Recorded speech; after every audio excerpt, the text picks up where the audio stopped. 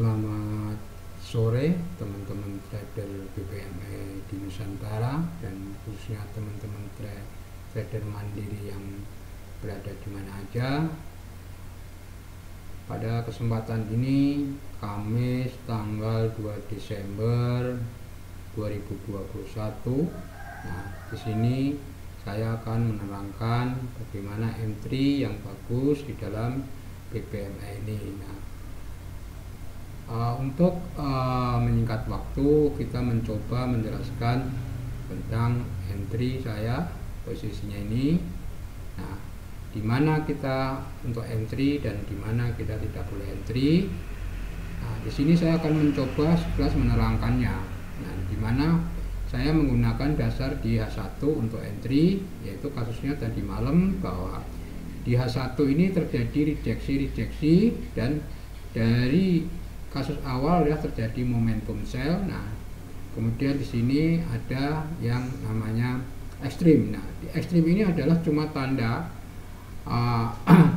market tidak mampu melakukan pergerakan. Tapi intinya di ekstrim di sini adalah terjadinya re-entry time frame terbesar. Nah, di sini teman-teman harus paham bahwa di sini terjadi arah kukuh buy. Nah, di sini teman-teman harus paham bahwa terjadi arah kukuh buy ini adalah valid atau enggak. Nah, jangan sampai kejebak teman-teman. Di sini ada arah kukuh buy, kemudian kita set up-nya itu untuk nyari entry sell, kita kejebak di sini. Nah, teman-teman bisa mengecek time frame M15 dan M5. Adakah konfirmator ini menjadi arah kukuh buy atau CSAK buy yang valid? Nah, di sini ternyata kita kasih rectangle atau kasih tanda bahwa di time frame M5 H1 ini candle tidak terjadi CSAK buy, kemudian candle mencari re-entry. Nah, kemudian candle naik, kemudian dia tidak jadi momentum. Nah, di sini kita harus paham bahwa ini re-entry arah kukuh buy itu benar atau enggak. Nah, kita validkan di time frame H4. H4 terjadi apa? H4 adalah terjadi yang namanya re-entry. Re-entry apa? Re-entry sell di sini. Nah, kemudian berarti kita sudah valid. Kemudian untuk kevalidannya apakah CSAK buy tadi di time frame H1 ini valid atau enggak, teman-teman bisa mengecek time frame M5, M15 sebagai konfirmatornya. Nah, ternyata benar di sini terjadi re-entry sell di time di H4, kemudian dia naik, kemudian dia market tidak mampu melakukan momentum. Nah, setelah terjadi re-entry tidak terjadi momentum, makanya teman-teman harus hati-hati bahwa setelah market melakukan re-entry kemudian tidak melakukan momentum lagi, otomatis market akan balik arah ataupun dia akan membalik istilah dari harga naik kemudian harga turun. Nah, di sini kita validnya untuk OP kita harus konfirmatorkan di time frame M15 sebagai konfirmatornya bahwa time frame 15 sama, itulah terjadi rejeksi. Ini terjadi momentum, kemudian momentum arah kukuh, kemudian setelah kukuh yang menjadi tidak menjadi momentum lagi, kemudian market balik, kemudian dia di sini tidak menjadi momentum. Nah, di sini candle di time frame M15 ini rejeksi. Nah, kemudian dari sini teman-teman setelah terjadi arah kukuh sell ataupun momentum, teman-teman bisa ngambil re-entry-nya di posisinya MA5 high dan MA10 high bisa entry. Apa yang terjadi? Market akan turun kemudian dia mencari entry. Nah, disinilah re-entry M50 bersama MACD. Nah, disinilah kita ambil entry lagi. Nah, kevalidan ini juga bisa teman-teman bisa cek di time frame M5, adakah konfirmator yang terjadi di time frame H1 tadi. Nah, teman-teman bisa mengecek. Ternyata benar di situlah jadi momentum dia tidak menjadi apa itu re-entry, kemudian dia re-entry, dia naik-naik, tidak menjadi momentum dan reject top DB. Nah, kemudian teman-teman bisa entry-nya di mana? Setelah terjadi momentum, teman-teman bisa entry posisinya di time frame M5 ini untuk mendapatkan harga lebih tinggi, yaitu MA50 bersama MACD dan MA5 high bertemu satu ikatan short tali, teman-teman bisa entry. Nah,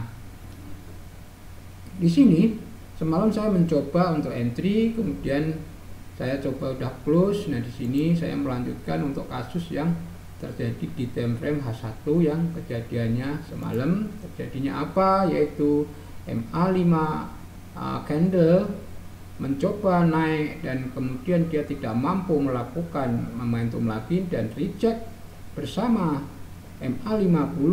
Nah, disinilah kita bisa entry untuk di H1. Tapi kalau teman-teman ingin mendapatkan harga yang tertinggi, teman-teman bisa lari time frame M5 atau M15. Nah, inilah kita yang namanya paham setup BPMA. Nah, di dalam BPMA ini yang harus kita pahami banyak dan harus kita ketahui lebih banyak. Nah, inilah yang saya terangkan bahwa di dalam mengambil entry dalam suatu OP kita harus tahu setupnya BPMA. Nah, setelah kita tahu setnya BPMA, teman-teman bisa entry dengan selamat dan minimal risiko pun sangat kecil. Dan harus teman-teman perhatikan bahwa kalau setiap entry teman-teman harus pasang SL. Nah, SL di mana? SL-nya adalah sesuai dengan entry kita, bisa di atas top BB, bisa di atas MA50. Nah, tergantung dari teman-teman dan tergantung dari spread broker yang masing-masing teman-teman gunakan. Nah,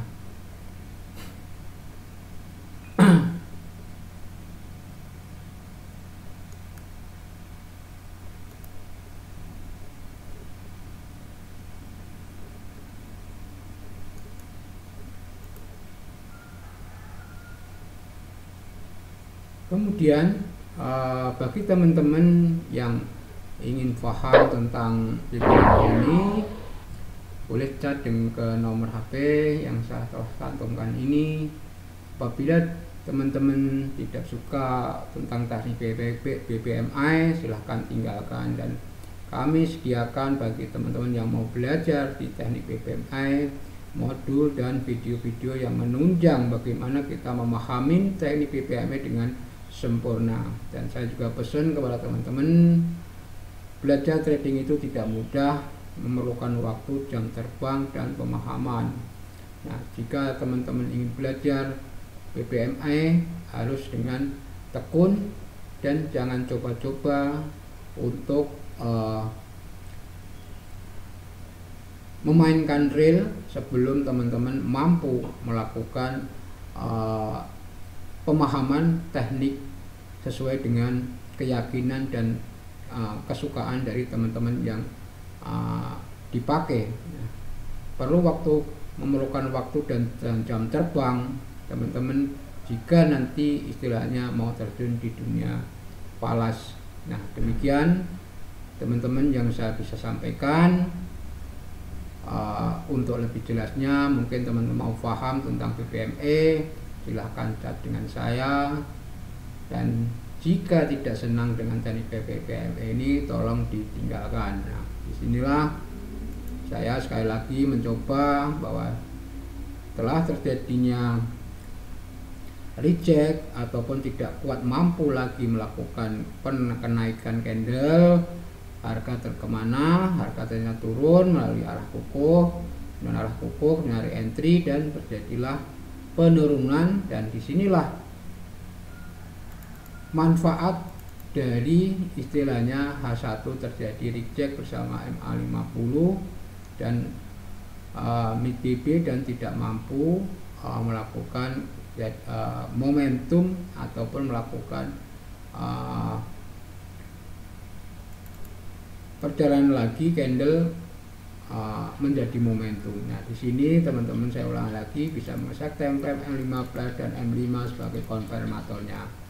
Demikianlah penjelasan sekilas tentang entry saya ini. Mudah-mudahan bermanfaat bagi teman-teman semuanya. Terima kasih. Wassalamualaikum warahmatullahi wabarakatuh. Salam profit konsisten dan salam trader mandiri di seluruh Nusantara. Terima kasih.